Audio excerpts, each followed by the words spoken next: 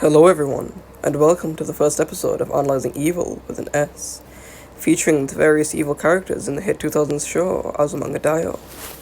While this may seem like a normal slice of life shonen anime, let me tell you, there's more than meets the eye.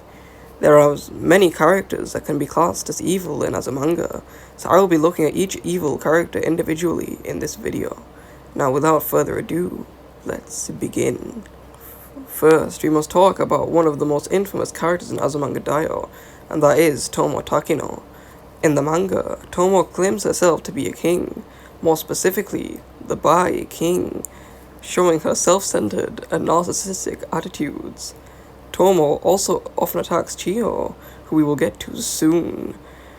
She possibly attacks Chiyo because Tomo is incompetent, as she often gets bested in combat by Yomi and Yukari.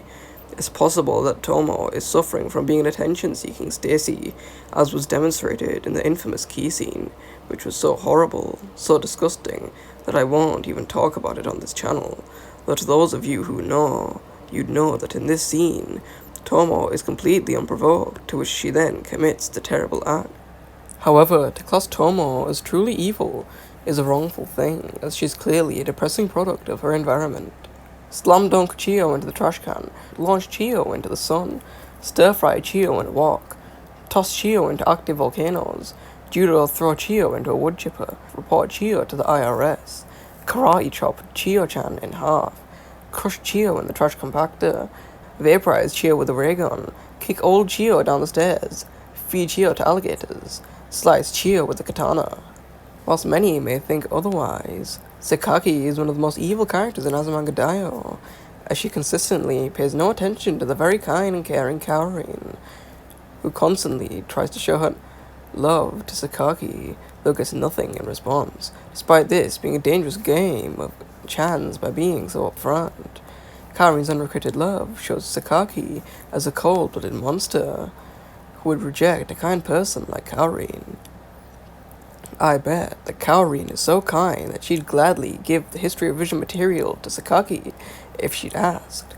I bet that Sakaki is so kind that she'd always help out Sakaki in the migrant topic.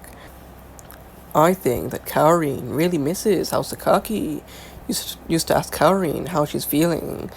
I think that Kaorin is an underappreciated, as she is a good, well-mannered person who's intelligent, strong, has good facial hair, and would be a pretty good spouse. Sakaki rejecting all of this with such arrogance clearly shows her as evil. Mr. Kimura is a loving husband and father, being a man dedicated to sport and fitness. He is, however, holding a dark secret from his family, that being that he is a furry. In episode 7, he is seen wearing a cat fursuit, and in episode 16, he wears a cat hat, once again showing his furry habits. This possibly signifies that his persona is a cat. In many internet circles, this is said to be cringe, unbased, and silly. This clearly shows his evil side as a lying, deceitful husband, hiding his persona from his family. The Kamineko is a purely evil force in the show, being unnecessarily violent towards Sakaki. This cat also uses gang warfare to create an aura of intimidation. However, it's possible that the Kamineko is actually avenging the kind astronomy enthusiast, Kaorin, who I bet would treat Sakaki to flowers and chocolate. Maybe the Kamineko is enacting justice for Kaorin, making the Kamineko a true hero. Or is he? As this is an exact example of the dangers of vigilantism. Whilst the Neko's intentions are pure, its actions are unforgivable, as mass violence is wrong. Whilst she is one of the most beloved characters, Osaka is a horrifying yet powerful creature. It's a common misconception that the Ayumu Kasuga we first meet in episode 1 is the same person as the Osaka we see in the latter episodes. As we all know, there's a heavy supernatural presence in the series, and it is possibly likely that in the year 2000, Ayumu Kasuga was picked by a Rabasagi and murdered. The Rabasagi then crawled inside Osaka's skin, like the famous movie Men in Black. This Rabasagi then took the persona of Osaka, then being an evil skinwalker waiting for its next victim. However, this is all a theory that I made up while sat on the sofa in my living room.